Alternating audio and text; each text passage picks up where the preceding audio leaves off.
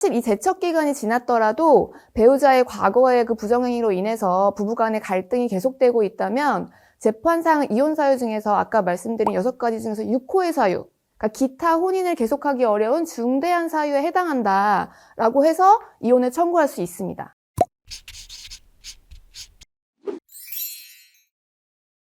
안녕하십니까. 영민한 이혼 변호사 강혜리, 변호사 박희영입니다. 본인은 정말 이혼을 하고 싶은데 상대방이 이혼을 원치 않아서 이혼을 해주지 않을 때 어떤 방법이 있을까요? 네, 그런 경우에 우리 민법은 840조에서 재판상 이혼을 청구할 수 있는 사유로 6가지를 정하고 있습니다.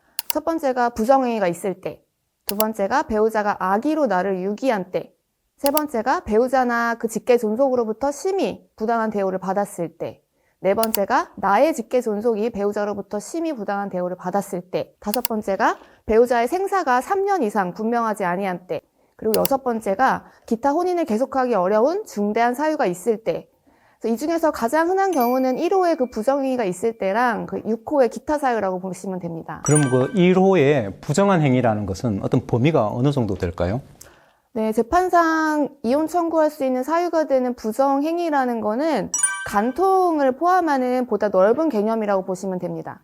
그러니까 부부간의 정조 의무에 충실하지 않는 일체의 부정한 행위를 의미합니다. 이때 부정행위와 관련해서 변호사님 주의할 점이 있죠. 상대방의 부정행위를 사전에 동의한 경우에는 이혼 사유로 삼지 못한다인데 사전에 동의한다가 생각하기 쉽지 않을 겁니다. 예를 들어서 서로 이혼 의사가 확실해서 이미 이혼에 관하여 합의를 하고 별거까지 했다면 그 이후로는 법률상 혼인관계가 유지된다고 하더라도 상대방이 외도를 해도 그걸 이유로 이혼 청구를 할 수 없다. 이게 바로 이제 사전에 동의가 있다는 겁니다.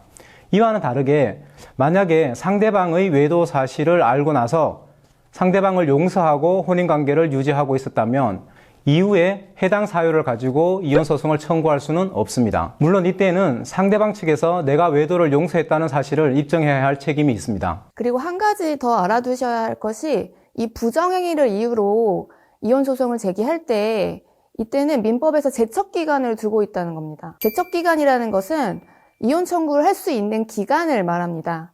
민법은 배우자의 부정행위를 안 날로부터 6개월 이내 혹은 부정행위가 있었던 날로부터 2년 이내에만 이혼 청구를 할 수 있다고 정하고 있습니다. 법으로 이렇게 제척기간을 정하고 있는 이유는 배우자의 부정행위를 알고 나서 6개월 동안 이혼 청구를 안 했으면 사후에 용서한 것으로 본다는 의미이기도 한데요. 그러면 이 기간이 지나면 부정행위를 이유로 이혼 청구를 못하냐? 그러니까 그건 또 아니긴 합니다. 사실 이 제척 기간이 지났더라도 배우자의 과거의 그 부정행위로 인해서 부부간의 갈등이 계속되고 있다면 재판상 이혼 사유 중에서 아까 말씀드린 6가지 중에서 6호의 사유, 그러니까 기타 혼인을 계속하기 어려운 중대한 사유에 해당한다라고 해서 이혼을 청구할 수 있습니다. 그러니까 부정행위 관련해서 제척기간 중에 소재기를 하신다 하면 1호 사유로, 그리고 또 제척기간을 도과했다 하면은 6호 사유를 들어서 이혼 청구를 할 수 있다고 생각하시면 됩니다. 다음으로 두 번째 재판상 이혼 사유를 한번 살펴보겠습니다. 두 번째는 배우자가 악의로 다른 일방을 유기한 때인데요.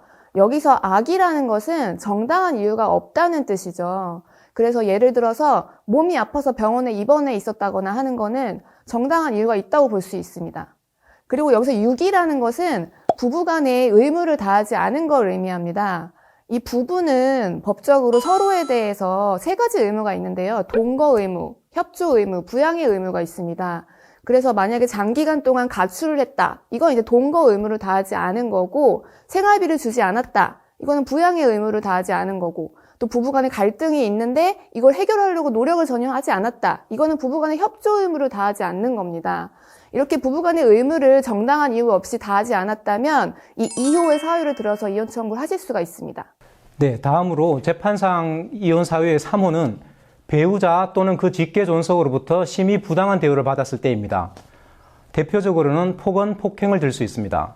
어느 정도의 폭언이나 폭행이어야 재판상 이혼이 되느냐라고 많이들 궁금해 하시는데요. 우리 법원은 부부싸움을 하다가 서로 격한 감정에서 오고 간 몇 차례의 폭행이나 모욕적인 언사로서 그 정도가 경미한 경우에는 이혼 사유로 보지 않습니다. 폭행이 지속적으로 이루어져서 일반 사회 상식적으로 봤을 때도 혼인관계를 유지하기 어려울 정도일 때에만 이혼 사유로 봅니다.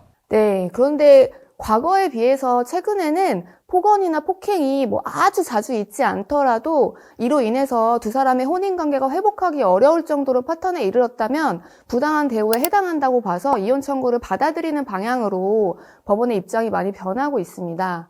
몇 년 전에 그런 사건이 있었어요. 그 3년 정도 혼인 기간이 있었는데 그 기간 동안 남편이 3차례 정도 폭력을 행사를 한 거예요.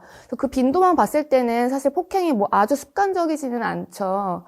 근데 그 중에 앞에 2차례는 이제 아내의 뺨을 이렇게 한 대 때린 정도여서 비교적 경미했는데 그 마지막 한 차례 폭행이 어떤 거였냐면 아내가 이제 도저히 못 견디겠어서 이혼하자고 했더니 남편이 아내의 배와 머리를 막 발로 걷어차고 주방에 있던 부엌칼을 손에 쥐고서 막 같이 살든지 안 그러면 같이 죽자 이렇게 막 위협을 한 거예요. 그래서 아내가 무서워서 집을 나갔어요. 근데 이 사건에서 1심, 2심에서는 남편의 행동이 부부간의 그 가정 불화로 인한 일시적인 것이라고 봐서 그 사모 사유인 부당한 대우까지는 아니라고 해서 아내의 이혼 청구가 기각이 됐거든요. 그런데 이게 이제 대법원에서 뒤집어졌어요. 과거에 있었던 폭력적인 행동으로 인해서 아내가 두려움에 기가하지 못하고 있었고 또 그 상황에서 남편이 칼까지 들고 위협을 했으니 이거는 남편이 부당한 대우를 한 게 맞다. 그래서 혼인관계를 도저히 회복할 수가 없다라고 봐서 이혼 청구를 받아들여줬습니다. 이런 판례들을 보면은 우리 법원이 점점 더 이제 이혼 판결에 있어서 유책주의보다는 파탄주의로 흘러가는 걸 느낄 수 있는데요. 여기에 관해서는 뭐 나중에 따로 다루면서 이제 말씀드리기로 하고요. 어쨌든 이렇게 폭언이나 폭행이 부당한 대우에 해당하고 이혼 사유가 되는지를 판단하는 데는 그 폭행이나 폭언의 정도가 어떤지 그리고 얼마나 자주 그런 일이 있었는지 또 두 사람의 연령이나 혼인관계 경위 같은 것들을 종합적으로 고려해서 판단하게 됩니다. 다음으로 재판상 이혼 사유 4호는요. 근데 실무상 많지는 않은 내용이기는 한데 본인의 직계존속이 배우자로부터 심히 부당한 대우를 받았을 때입니다. 이런 이 직계존속에 대한 부당한 대우는 이혼 사유로 실무상 인정되기가 쉽지가 않습니다. 예를 들어서 그 과거의 사례 중에서 시아버지 멱살을 잡고 막 그 며느리가 시아버지 멱살을 잡고 넘어뜨려서 아내가 존속상해죄로 형사처벌까지 받은 사례가 있었거든요. 그 사례에서도 그 경위를 봤을 때 양가 부모들이 막 얽혀서 옥신각신하는 와중에 시아버지를 밀치게 된 것이기 때문에 이게 혼인 파탄에 이른 주된 원인이 아니라고 봐서 이걸로 이혼 청구가 받아들여지지는 않았거든요. 그러니까 직계존속에 대한 부당한 대우 역시 가정 불화로 인해서 일시적인 것일 때에는 이혼 사유가 되지 않고 계속적이고 또 그 정도가 심각할 때만 이혼 사유로 인정된다고 보시면 됩니다. 그리고 5번째 재판상 이혼 사유는 앞서 말씀드린 2호와 관련이 있습니다. 5번째 이혼 사유는 배우자의 생사가 3년 이상 분명하지 아니한 때인데 배우자가 가출하고 연락도 안 돼서 도무지 살았는지 죽었는지 알 수도 없는 상태라면 이건 배우자가 동거 의무, 부양 의무, 협조 의무를 모두 다 이행하지 않은 것으로 보기 때문에 2호 사유와 관련이 된다는 것입니다.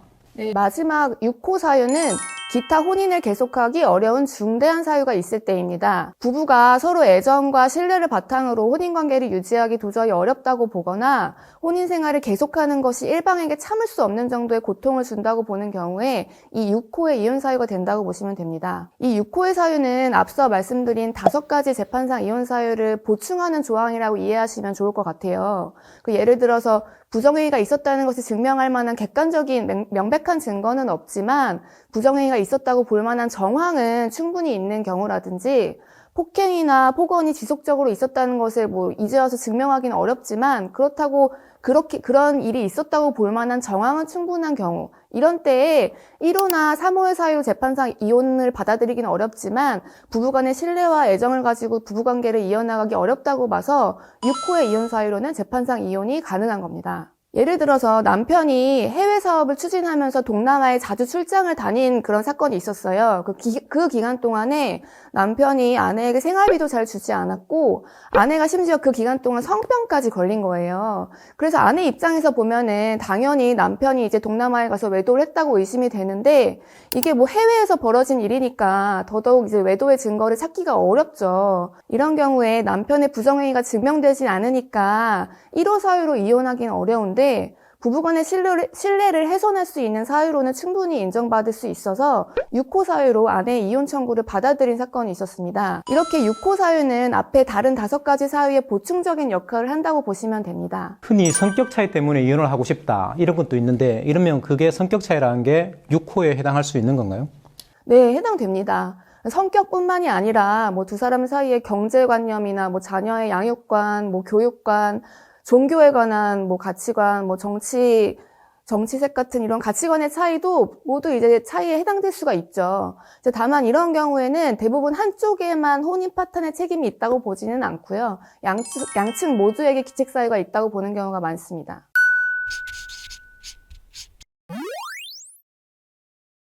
오늘은 상대가 이혼에 동의해주지 않을 때 할 수 있는 재판상 이혼 사유에 대해서 말씀드렸습니다. 이혼을 할 때 가장 중요한 것은 본인의 의지라고 생각합니다. 도움이 필요하시면 저희 법무법인 영민에 언제든지 연락 주시기 바랍니다. 저희 영상이 유익하셨다면 구독, 좋아요, 기분 좋은 댓글 부탁드립니다.